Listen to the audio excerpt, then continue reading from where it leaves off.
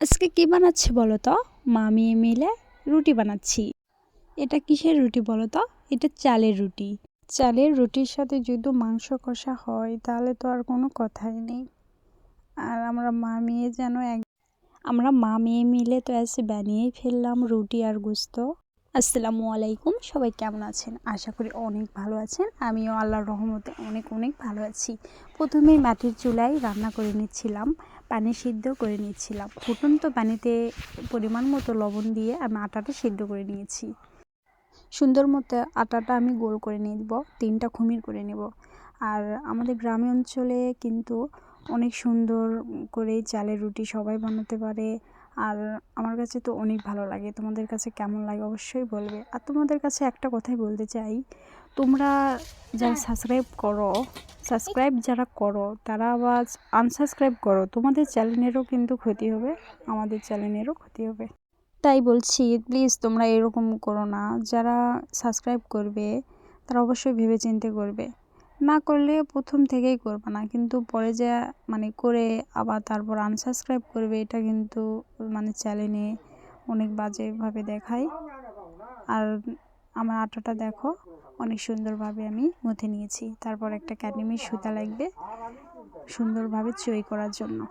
আমি একটা কুলাই সুন্দরভাবে গামছা বিছিয়ে সুতা দিয়ে কেটে নিচ্ছিলাম। আমার কাটা শেষ।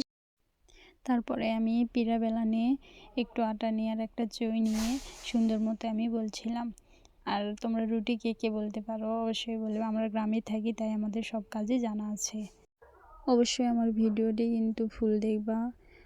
আর তোমরা যদি নতুন হয়ে থাকো অবশ্যই আমার চ্যানেলে একটা সাবস্ক্রাইব করবা, আর একটা অবশ্যই লাইক করবা। আর যদি ভিডিওটি ভালো লাগে অবশ্যই একটা কমেন্ট করে জানিয়ে দিবেন কেমন হয়েছে আমার ভিডিও। কথা বলতে বলতে দেখো আমার রুটি বলাটা হয়ে গিয়েছে।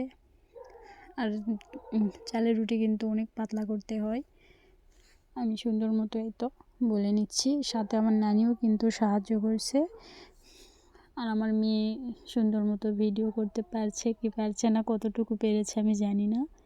আমার মেয়ে কিন্তু আমার বন্ধু। আমার মেয়ের সাথে জানো আমি সব সুখ দুঃখে সব। এই তো আমার রুটি বলা হয়ে গেছে। আমি এখন সুন্দর মতো রুটিটা কুলাই রেখে দেবো গামছার উপর। আর এখানে আমার নানিও আমার কাজে সাহায্য করছিল, নানিও রুটি বলে দিচ্ছিল। আর কতগুলো রুটি আমাদের বলা সে। এই তো মাংস, মুরগির মাংস আর আলু এখানে কড়াইতে রান্না করবো, আর এখানে রুটি তাওয়াতে ভেজে নেব। সুন্দর মতো আমি তাওয়াটা মুছে নিচ্ছিলাম। আর এই তো রুটি আমি দিচ্ছি, সুন্দর মতো রুটিটা আমি তাওয়ায় দিয়ে দিব। আর আমি হাঁসালে রান্না করছি। সবাই একজন কমেন্ট করেছিল, আপু আমি মাটির চুলায় রান্না দেখতে চাই, তাই আমি মাটির চুলার রান্না আবার দিয়ে দিলাম। আর এখানে পেঁয়াজ আর কাঁচামরিচ আমি ভেজে নিচ্ছিলাম। তারপর আমি তেল দিয়ে নিব, আর তেল দিয়ে নিয়েছি। এবার আমি রসুন দিয়ে দিলাম, তেজপাতা, তারপরে 4টা ফল, আর পেঁয়াজ আদা রসুন বাটাটা দিয়ে সুন্দরভাবে ভেজে নেব। তারপর মরিচ, লবণ, হলুদ সব কিছু দিয়ে এখানে ভেজে নিব। পেঁয়াজ মশলাটা আমি কষে নিব।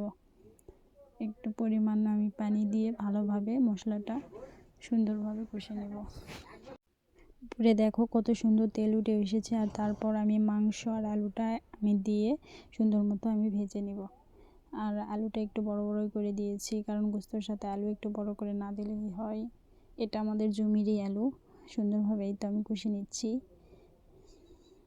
একটু মুড়ির গোস্ত ভাজা করে রান্না করলে ভালো হয় না। এই তো আমার কষানো শেষ। আমার মেয়ে তো আলু অনেক পছন্দ করে, তাই একটা আলু আমার মেয়ে খেতে চাইছিল, আমি তুলে দিলাম মিম্মাকে। এই তো আমার মেয়ে পিস নিয়ে এসেছে, বললাম আম্মু তুমি খাও। এই তো আমার মেয়ে এখন খাবে। আর এখানে আমি গোস্ত কষানো হয়ে গেছে, আর একটু পরিমাণ পানি দিয়ে ফুল রান্নাটা করে নিচ্ছিলাম।